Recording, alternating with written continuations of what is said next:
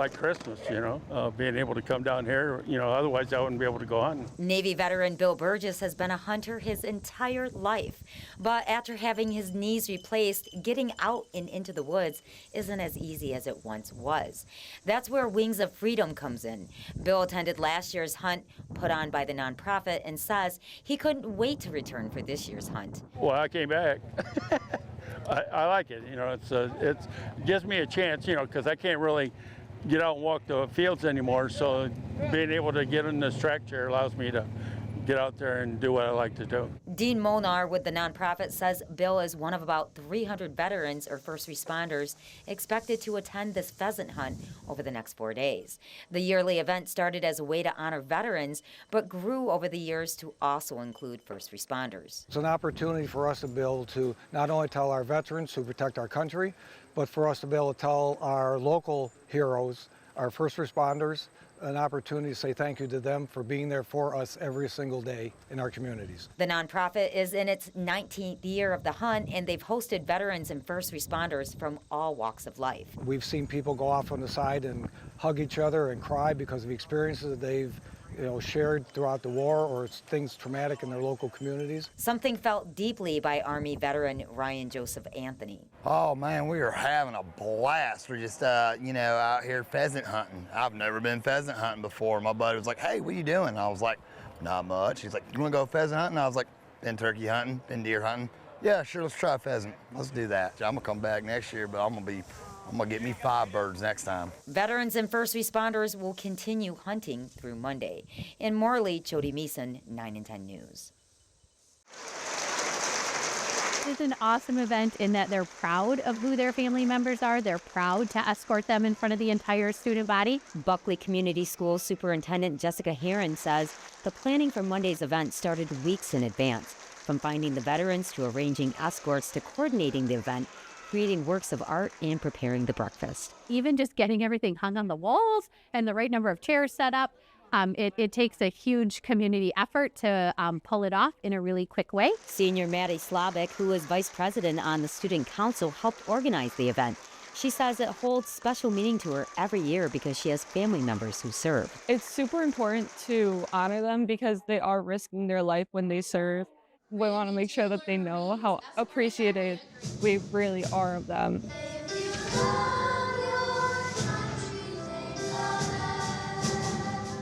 She says they never have trouble getting volunteers. Every year, whenever we're saying what we're doing, everyone's like, oh, I can help, I can help. It's just a super big deal around here. For 5th grader Clark Rector, it was his first time his grandfather, an Army veteran, got to be a part of it.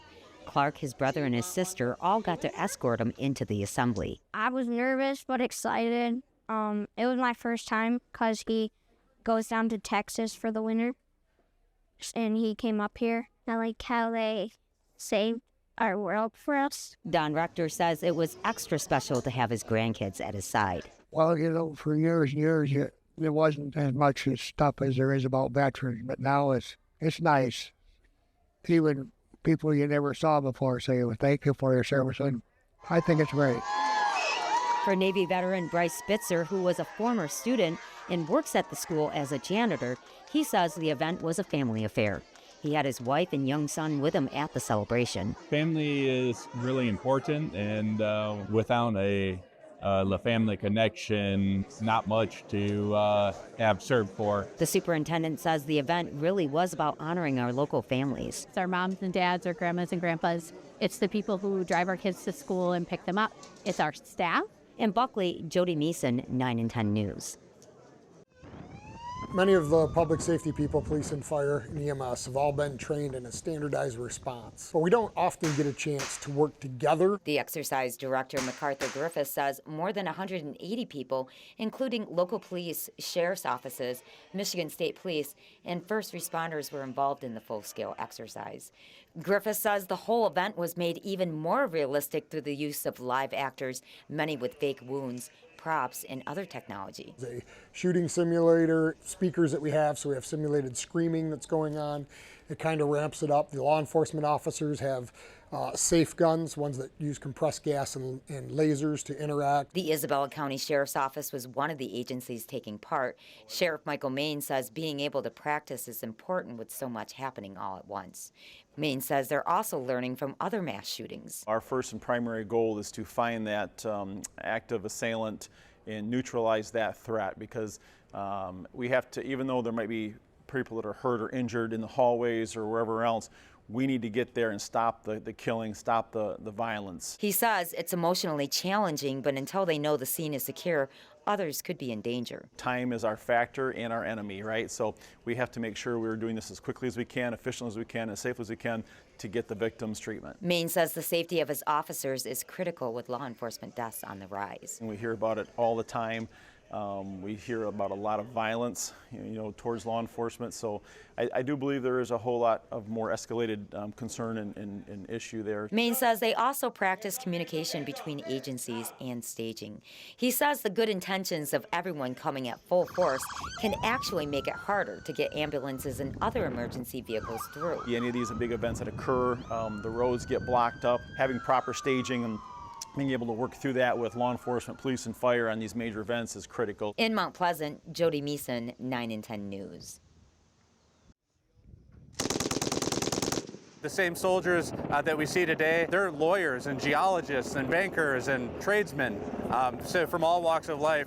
They really want the opportunity to serve their country and serve their community. Captain David Kennedy says that National Guardsmen are really a jack of all trades. They serve in uniform 1 weekend a month and 2 weeks a year. The rest of the time, they work regular civilian jobs.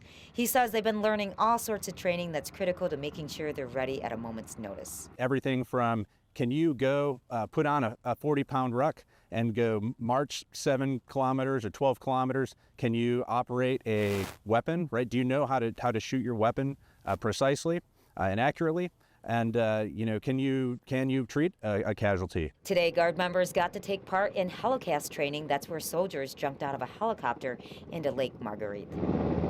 It's a big confidence training exercise for our soldiers. If we were to be dropped off in a lake, we can swim to shore with our gear. Captain Adam Don, who took part in the exercise, says it prepares them if they had to drop in quickly on water, and it's a favorite of a lot of soldiers. It requires speed, stealth, and being a strong swimmer. Helicopters would fly into the water, you'd jump out, and then they'd fly away quickly. Really, it's kind of like a fun thing to do. The Michigan National Guard says that every soldier's experience training may be different. Over the past 2 weeks, we've been doing mobility operations, so breaching wire obstacles and minefields. We've integrated with some foreign partners, so the Latvian Armed Forces were here training with us for a number of days. The soldiers also got some practice on the shooting range, firing off machine guns for proficiency. It is a perishable skill. You go throughout the year, you might not have the opportunity to get behind a weapon system, so maximizing the time that we have to fire and employ our weapon systems is very critical. Last week, as part of their training, they launched a high-mobility artillery rocket system known as HIMARS. Kennedy says the Michigan National Guard is not involved in the conflict in the Ukraine, but the HIMARS system has been used by Ukraine in their efforts to fight Russia. At Camp Grayling, Jody Meeson, 9 and 10 News.